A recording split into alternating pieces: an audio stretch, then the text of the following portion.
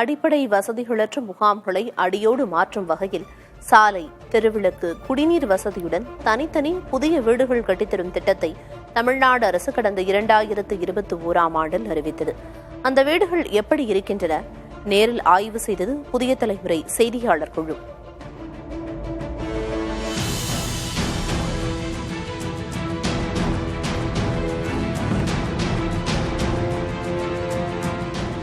அகதிகள் முகாம் என்ற பெயரை மாற்றி இலங்கை தமிழர் மறுவாழ்வு முகாம் என்ற அழகான பெயர் சூட்டிய தமிழ்நாடு அரசு கடந்த 2021ஆம் ஆண்டு ஆகஸ்ட் 27ஆம் தேதி முக்கிய அறிவிப்பை வெளியிட்டது.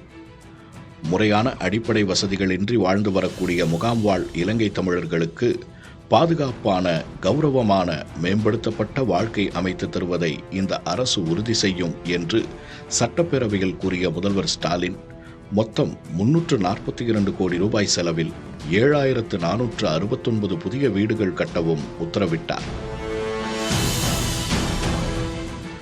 தலா 5 லட்சம் ரூபாய் செலவில் 300 சதுர அடி பரப்பளவில் கட்டப்படும் இந்த வீடுகளில் ஒரு ஹால், ஒரு கழிவறையுடன் கூடிய படுக்கை அறை, ஒரு சமையலறை ஆகியவை கட்டப்படும் என்றும் அறிவிக்கப்பட்டது.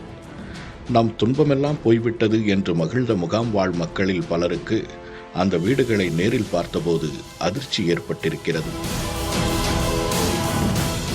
ஒரு பானை சோற்றுக்கு ஒரு சோறு பதம் போல விருதுநகர் மாவட்டம் வெம்பக்கோட்டையில் கட்டப்பட்டுள்ள முகாம்களை நாம் நேரில் ஆய்வு செய்தோம். சுவர்கள் விரிசல் விட்டும், பூச்சிகள் உதிர்ந்தும், படிக்கட்டு உள்ளிட்டவை இடிந்தும் காணப்பட்டன. குரலற்ற மக்கள் வாழப்போகும் வீடுதானே புகாரா செய்ய போகிறார்கள் என்கிற ஒப்பந்ததாரர்களின் மெத்தனம் ஒவ்வொரு வீட்டிலும் தென்படுவதாக குற்றம் சாட்டுகிறார்கள் அந்த மக்கள்.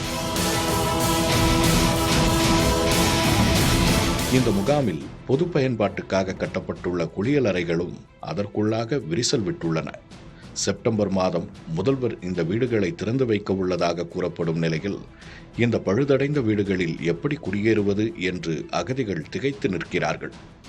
இது குறித்து விருதுநகர் மாவட்ட ஆட்சியர் சுகபுத்ரா, இலங்கை தமிழர் மறுவாழ்வு முகாம் பொறுப்பு அலுவலர் கார்த்திகாயினி ஆகியோரின் கவனத்துக்கு புதிய தலைமுறை கொண்டு சென்றது.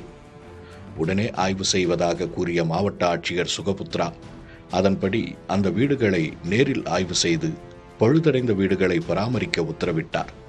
இதேபோல தமிழகம் முழுவதும் புதிதாக கட்டப்பட்ட வீடுகளை மாநில அதிகாரிகள் ஆய்வு செய்து சீரமைக்க வேண்டும் என்கிறார்கள் முகாம் வாழ் தமிழர்கள்.